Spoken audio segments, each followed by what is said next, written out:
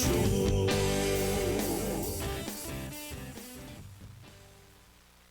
Bonjour les amis, bienvenue encore une fois à notre petit rendez-vous hebdomadaire. Et nous avons parlé la semaine dernière de la vérité. De tout mon cœur, je souhaite que j'ai vraiment parlé avec la vérité, mais je crois que oui. Et c'est votre jour, encore une fois.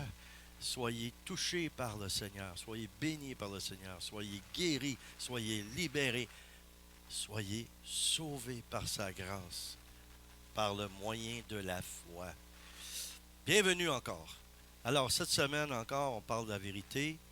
Je vais faire mon possible pour essayer d'élaborer un petit peu plus que la semaine dernière sur certains points.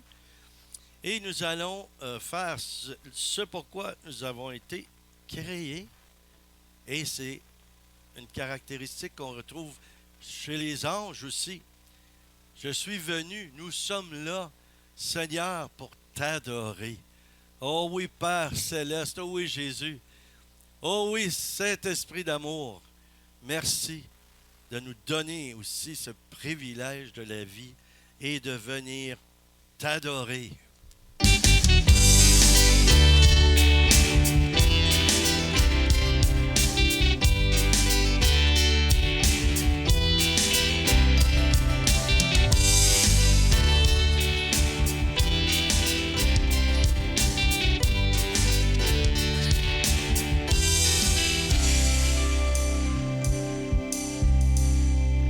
Toi le bon berger, tu connais tes brebis, elles connaissent ta voix et elles te suivent. Tu les mènes au repos et au frais pâturage. Tu soignes et tu guéris toutes leurs blessures. C'est pourquoi je veux chanter, c'est pourquoi je veux chanter, c'est pourquoi je veux chanter ton nom, chantons son nom. Jésus, Jésus, Jésus, je viens pour te louer. Jésus, Jésus, Jésus, je viens pour te chanter. Jésus, Jésus, Jésus, oui, je viens levant les mains pour t'adorer, pour t'adorer, pour t'adorer, pour t'adorer. Toi le bon berger, tu donnes l'autorité, ah oui, à ceux que tu conduis, que tu appelles amis. Tu donnes le pouvoir de briser toutes les chaînes, de rendre la liberté à tous les mal-aimés. C'est pourquoi je veux chanter, c'est pourquoi je veux chanter, c'est pourquoi je veux chanter ton nom, louons ce nom, Jésus, Jésus, Jésus, Jésus, je viens pour te louer.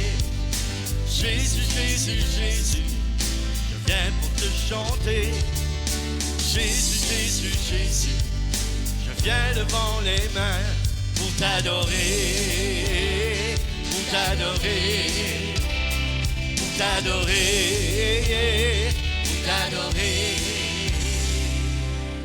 Toi le bon berger, tu donnes le goût du ciel, tu donnes l'entrée dans une vie nouvelle. Maître de l'univers, créateur de tout, les cieux proclament ta gloire pour toute éternité. C'est pourquoi je veux chanter, c'est pourquoi je veux chanter, c'est pourquoi je veux chanter ton nom. Louons-le. Jésus, Jésus, Jésus, je viens pour te louer. Jésus, Jésus, Jésus, je viens pour te chanter. Jésus, Jésus, Jésus, je viens devant les mains pour t'adorer, pour t'adorer, pour t'adorer, pour t'adorer, oui.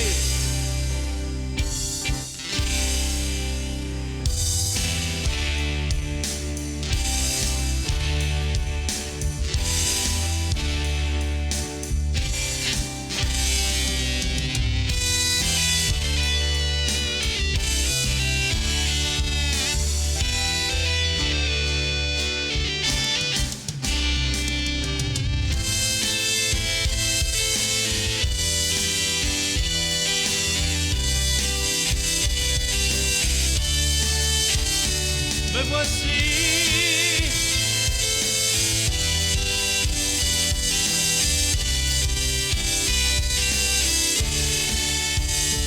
Pour t'adorer,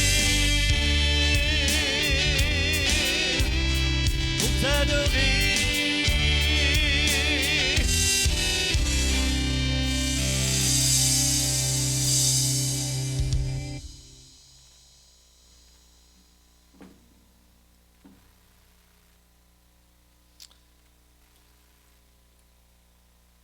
Oh oui, Seigneur.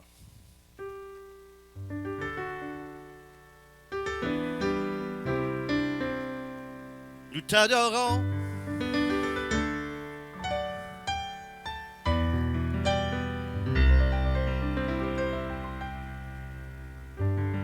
Je t'adore.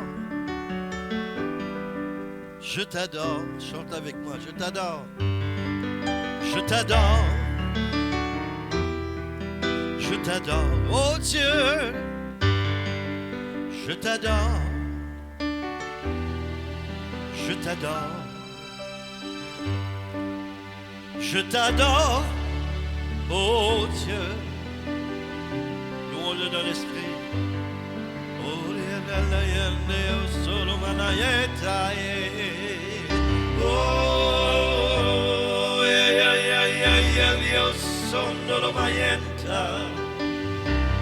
Je t'adore, je t'adore, je t'adore, oh Dieu, je t'adore. Je t'adore, je t'adore, oh Dieu d'amour.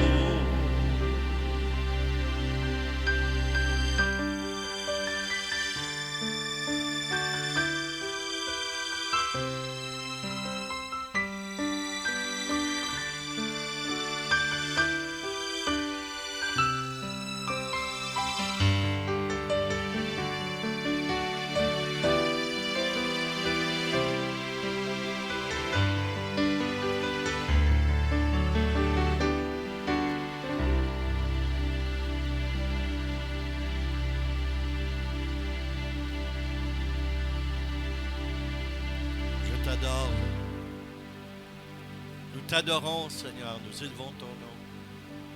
On s'incline devant ta majesté. Toi qui es la vie, le chemin, la vérité. Saint-Esprit, Esprit de vérité, viens dans nos cœurs. Touche-nous, touche nos corps, touche notre esprit, touche notre âme.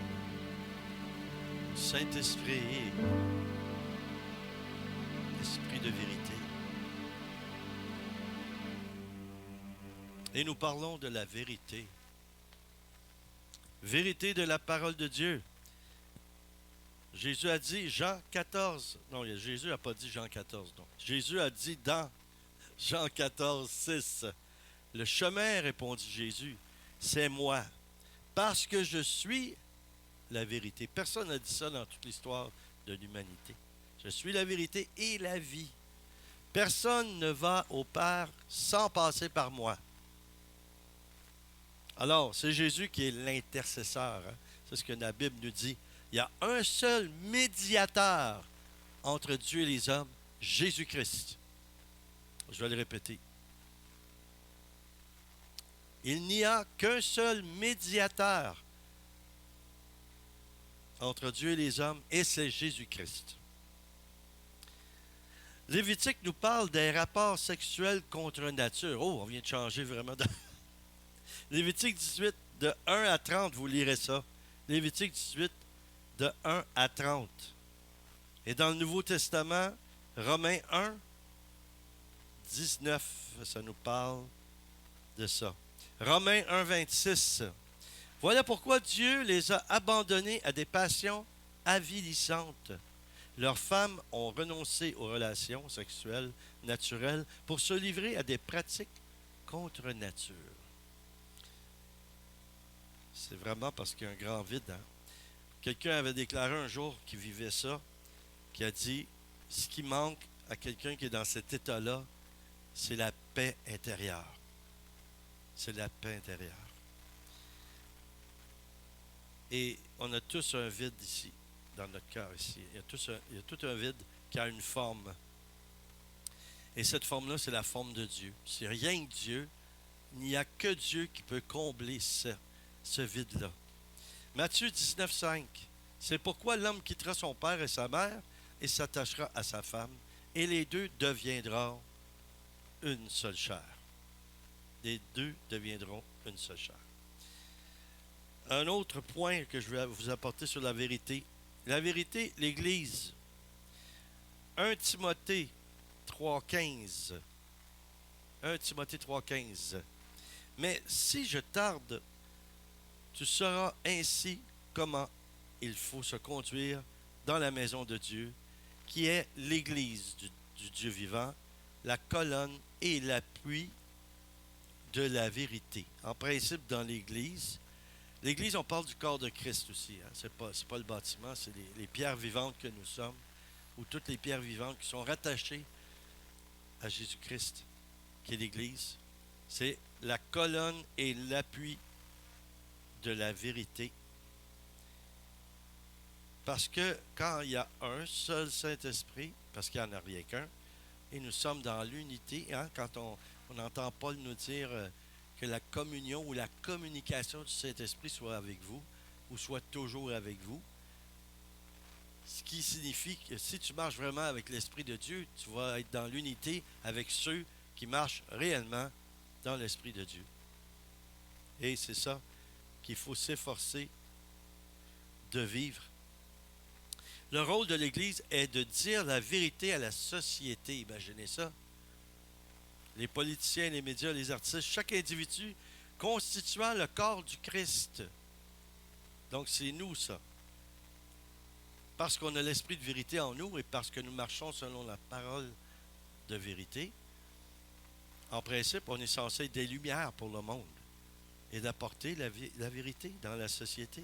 Pas une vérité, mais la. Vous savez, Pilate, quand Jésus était devant Pilate, il lui a posé cette question-là. Qu'est-ce que la vérité? C'est pas qu'est-ce que la vérité, c'est qui est. Qui est la vérité. L'Église a reçu le don et mandat d'annoncer la vérité depuis 2000 ans. L'Église annonce que le mariage doit être entre hommes et femmes. Il ne faut pas condamner les gens qui vivent ça autrement. Il faut les aimer, il faut les accueillir. Mais jamais ils pourront être en accord avec Dieu, parce que c'est Dieu qui est en désaccord avec ça. L'Église en est venue à dire aux gens ce qu'ils veulent entendre et ce qui leur plaît, au lieu d'entendre la vérité. C'est comme un enfant qui constamment commence à t'harceler pour avoir des bonbons, et tu n'en viens à une étape ou à un point où tu n'es plus capable de résister. Tu penses, tiens, tu veux des bonbons, je te donne des bonbons. Tu ne penses pas aux conséquences, là, parce que si tu fais ça à chaque fois, il va y avoir une mauvaise dentition, c'est certain, là, à force de faire ça. On est responsable, chacun de nous, comme croyants, comme chrétiens, d'annoncer la vérité. Je vais vous apporter maintenant un autre point qui est l'application de la vérité. Chacun de nous doit être vrai avec soi-même. C'est là que ça commence. Hein? C'est un peu comme Jésus a dit, aime ton prochain comme toi-même. Mais si tu manques d'amour envers toi-même, je ne parle pas d'un amour égoïste, je parle d'un amour de saisir qu'on doit apprendre à s'aimer comme Dieu nous aime. Ça, c'est la vérité. Chacun de nous doit s'aimer soi-même, puis on doit dire la vérité, qu'importe le prix. Par contre, il faut toujours l'exprimer avec amour.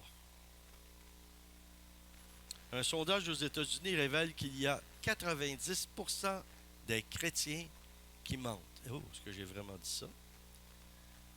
90% des chrétiens qui mentent. Au Canada, on va se laisser une petite marge de manœuvre. On va mettre ça à 50%.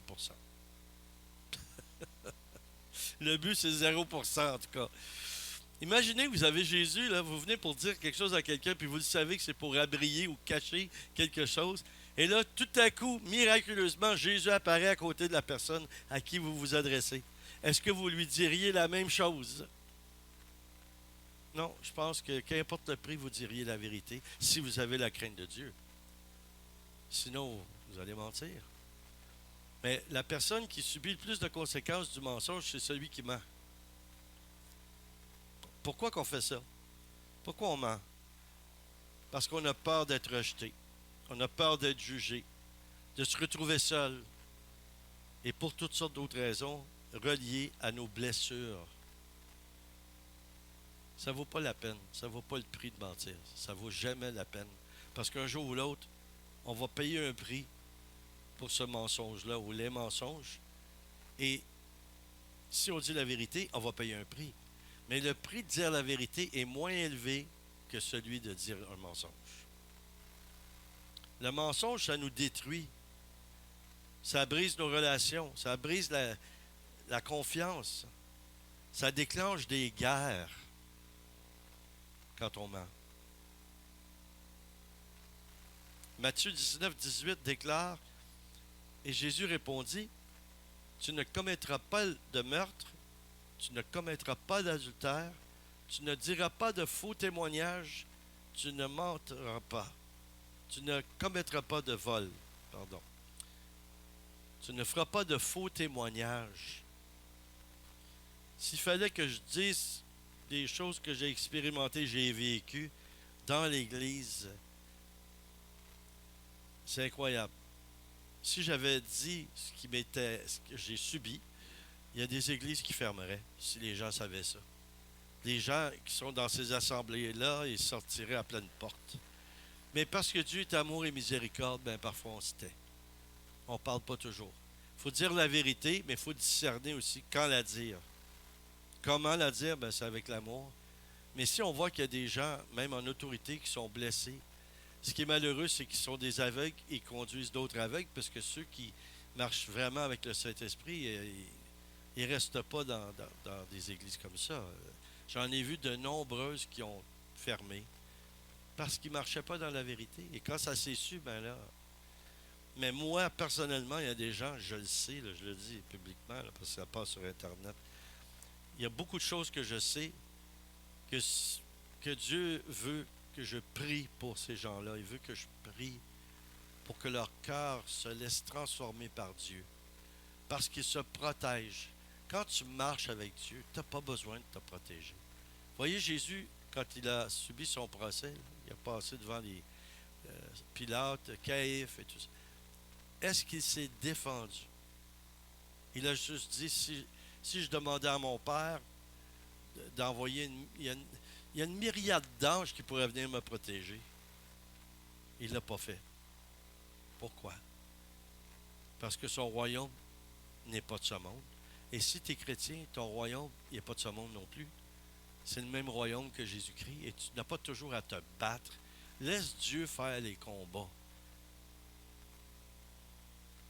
La révolte, ça n'a jamais mené à de bons fruits.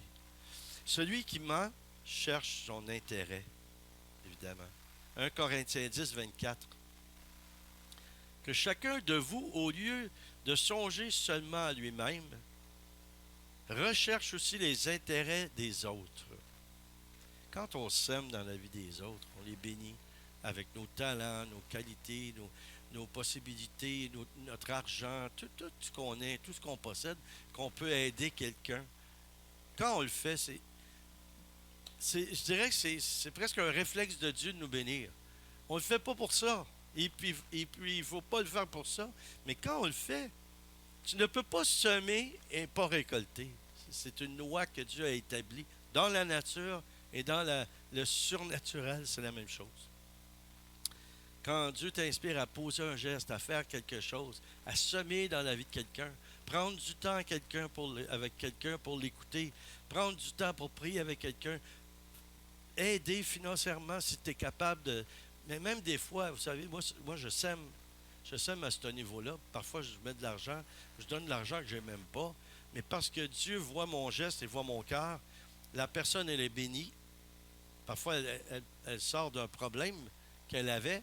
Et puis moi, de mon côté, même si je n'avais pas assez pour faire ça, j'ai donné de mon nécessaire, mais je vous certifie à 100% que Dieu a toujours pourvu.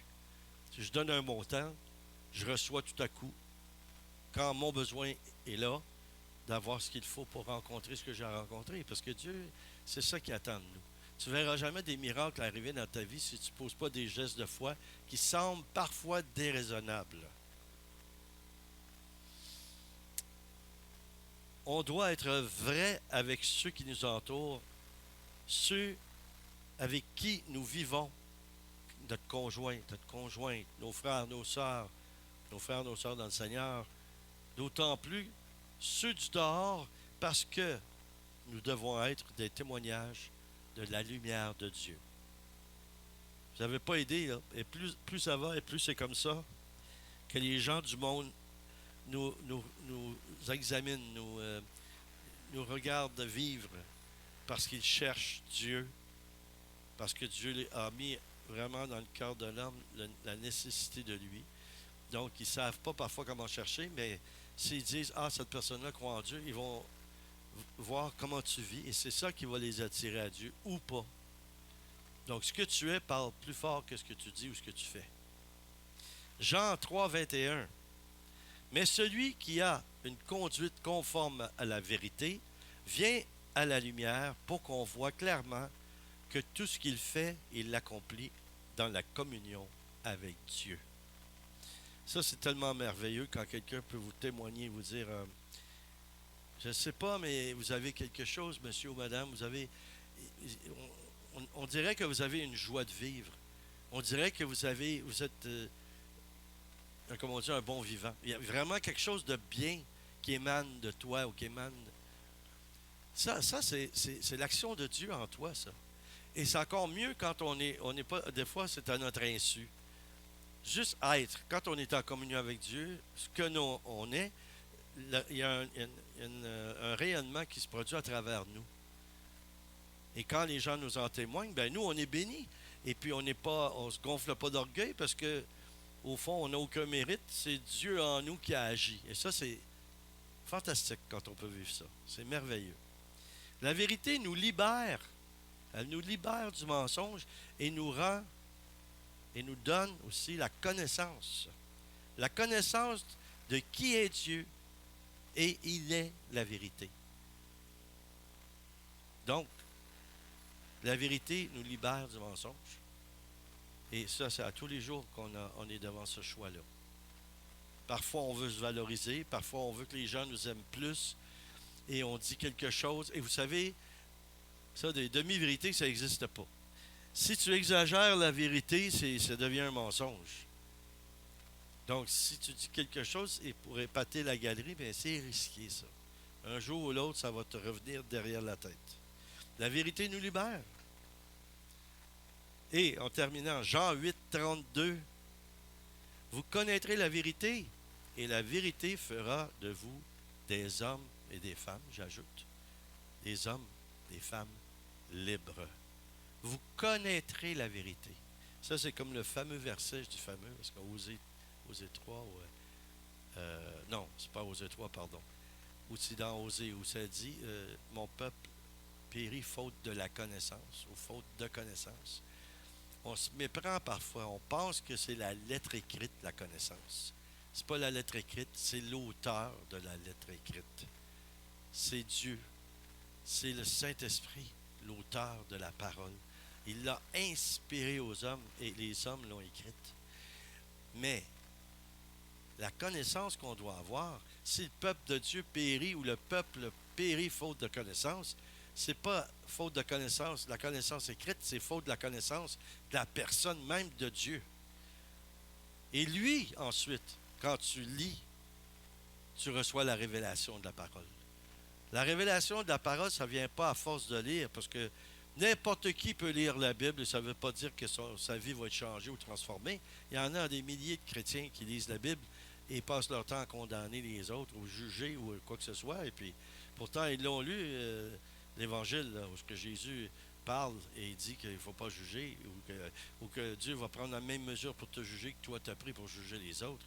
Je ne sais pas comment ça se fait, mais ils doivent sauter par-dessus ces versets-là. Et même, j'ai entendu un jour, écoutez ça, c'est fort, là. Quelqu'un, un chrétien de longue date, me dit: Ah, les évangiles, c'est pour les débutants. Oh mon Dieu, excusez-moi, j'ai passé proche de tomber par terre, là. Mais je veux rester devant la caméra. C'est pour les débutants. Mais mon frère ou ma soeur, quand tu déclares quelque chose comme ça, tu as besoin d'amour, mais beaucoup d'amour. Tu n'as pas compris l'amour de Dieu du tout. Parce que tu portes un jugement quand tu fais ça. Et toi, ça prouve que toi, tu crois que tu es plus élevé que les autres et tu déclares ça. C'est pour les débutants.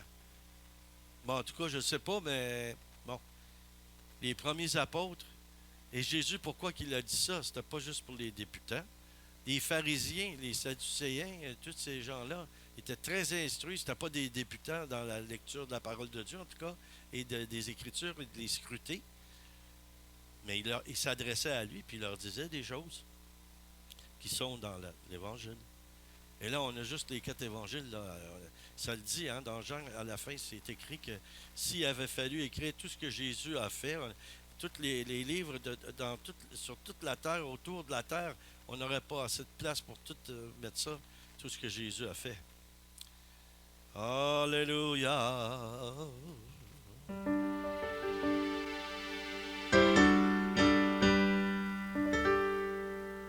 Prions ensemble et demandons au Seigneur de verser encore plus, ou de prendre encore plus de place dans nos cœurs, plus de vérité en nous.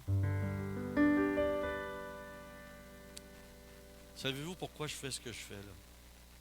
Pourquoi je fais ces vidéos-là? Et je vais vous en dire une vérité. C'est parce que je vous aime. Ça, c'est la vérité. Vous savez, pensez-vous que j'ai besoin vraiment de faire ça? Je peux me placer devant le miroir et m'exercer moi-même. Je n'ai pas besoin de faire des vidéos. Mais j'ai besoin. Parce que Dieu veut que je partage mon cœur avec vous. Et je le souhaite que mon cœur, c'est aussi le sien.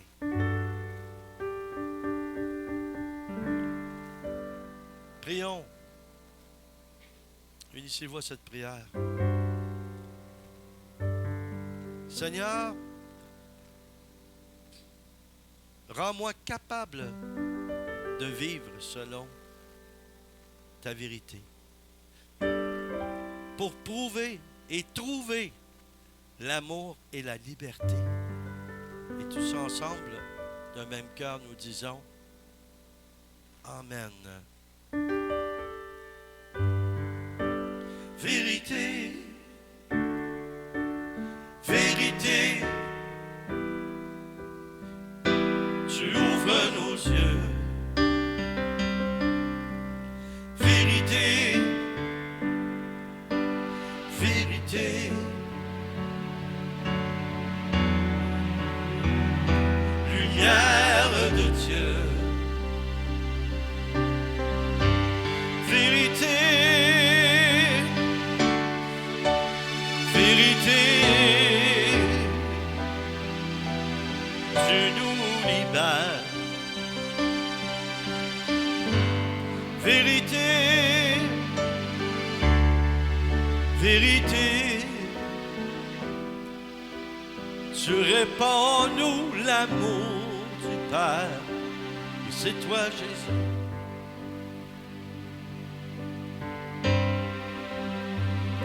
C'est toi, Jésus.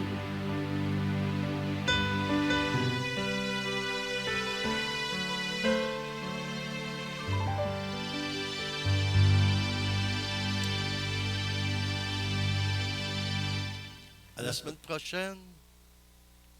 Je ne connais pas le sujet encore, mais priez puis on verra. Soyez bénis. Alors, que Dieu continue à vous toucher, libérer, guérir, parce que pendant qu'on est dans l'atmosphère de Dieu, tout est possible. Tout est possible à celui qui croit. Soyez bénis, à la semaine prochaine.